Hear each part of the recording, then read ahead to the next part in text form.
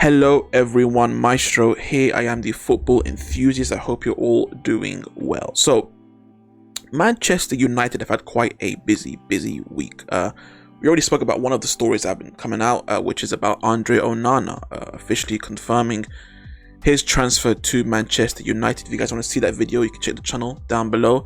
But there are two other stories to talk about this week, which we'll be covering in today's video. You can see on your screen right now, to the left and to the right, Marcus Rashford has signed his new contract at United, and Harry Maguire has been stripped of his captaincy. So we're going to be going through those two topics, and let's start with the winger. Marcus Rashford signed a new 5-year contract at Old Trafford until 2028. This comes after the season he just had, which was a fantastic season, scoring around 30 goals in all competitions.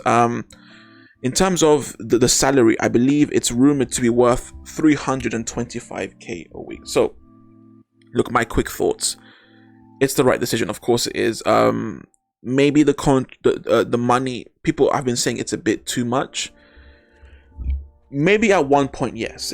It's actually a funny story. I remember when I was a lot younger, Wayne Rooney just signed a 300k a week contract. This was ages ago, and like, the country lost its mind, saying, "Oh my God, Wayne Rooney earning 300k a week, that's so much money," blah blah blah. Fast forward to today, like, Rashford is a fantastic player, but he's not Wayne Rooney, is he? And he's earning 325k a week, which is crazy. And also you have players like Sancho earning 350k a week. Havertz, I believe, got around 300k a week himself. Saka, he's also on 300k a week. These are all fine players, especially Saka and Rashford. They're both fantastic players, but it is, with the times we were in, maybe back then this worth is a bit much, but with what we're in right now, it's not as crazy as some people might think. So yes, I think this is perfectly fine. 325k a week, considering what else the other players are on, I think this is fine. He's definitely earned it, in terms of he has been one of the best players of United post Sir Alex Ferguson. You could argue the best player, honestly, apart from, De Gea will be in that conversation, Bruno Fernandes will be in that conversation, but Rashford is also right there. So yeah, I have no issue with the worth, and also the years. He's 25, coming into 26. He's about to enter his prime. We expect big things, and on his future, look, yeah, he does need to improve, in my personal opinion. I've already spoken a lot about Rashford and my thoughts on him. How, yes, as a goal-scoring winger, he's done a fantastic job. He deserves his flowers, but I believe, with my personal assessment of Ten Hag and what I think is right for Manchester United, once they get their striker, which they will, you imagine they must, whether that's Rasmus Højlund or whoever, I have spoken about how I personally, if I was a United fan, would want Rashford to evolve his game, specifically his creative side to his game. He has been a fantastic goal scorer, but with Marcus Rashford, what we have here is a shoot first player. There are players that look for the pass first, and there are players that look for the shot first. And in your winger, you kind of want a balance between the two. You don't really have that with Rashford. Every time he gets on the ball, it's most of the time in the final third, it's about, how can I get this shot off? And I think his decision making in the final third has always been a bit too greedy, and at times been at the detriment of the team. And I think I would want him to evolve that part of his game, to be more creative, to work on his passing, work on his dribbling, in terms of breaking through defenses. We're not just dribbling, but also passes, and making the right decision. And if he does that, yes, his goals will suffer, of course, but those goals that he will miss out on will be picked up by the striker, and even more, which then means, for me, in my personal opinion, helps out the team in general. So look, I think he's a fine player. It's the right decision, considering also the demand for the player, because you've heard about PSG wanting him and a few other clubs. But I do think he does need to improve a lot, and I think he will. I think, look, it's hard to come to the conclusion that, will he improve to the extent that he'll be a title-winning worthy player? I don't know, but there is that potential is there. But yeah, just to rewind back on the whole goal-scoring side, because history is on my side.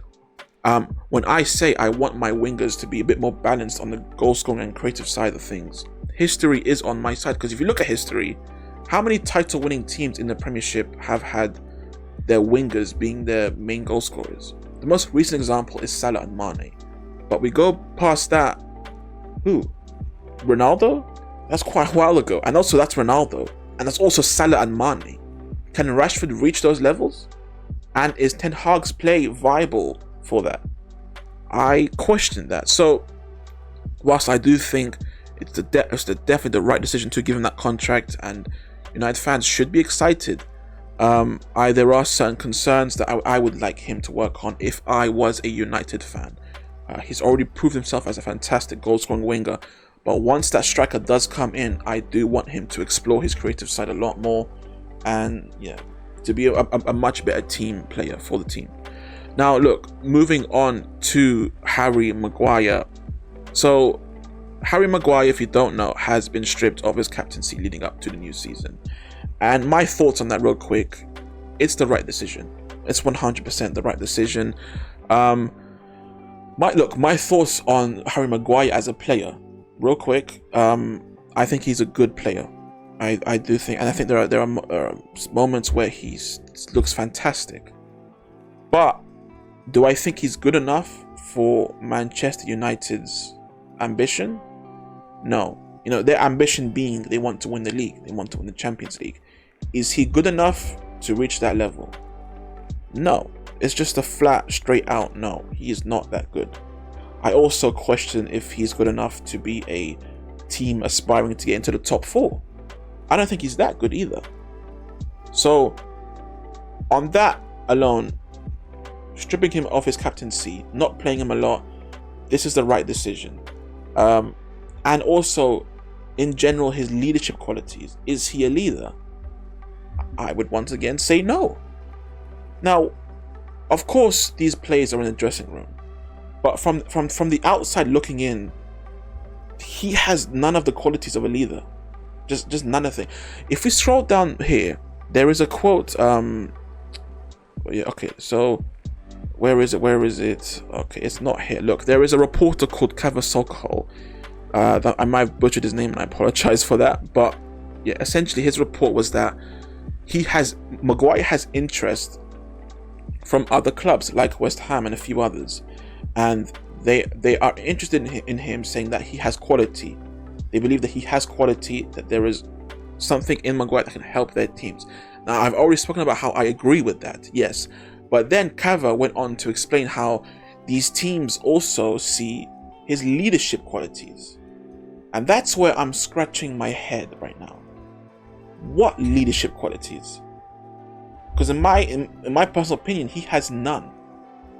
A good comparison is Thiago Silva at Chelsea. That's a leader. Very focal, very supportive, and he takes accountability. Maguire does not seem to be any of that. I just personally, straight up with just straight up the eye test. I watch him compared to other captains. I honestly question why Ten Hag didn't strip his captaincy very sooner.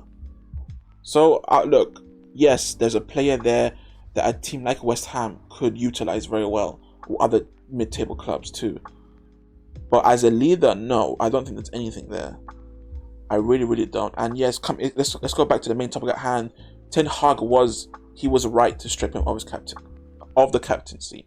Now, in terms of who he'll take the armband to, I think the main candidate will be Bruno Fernandes.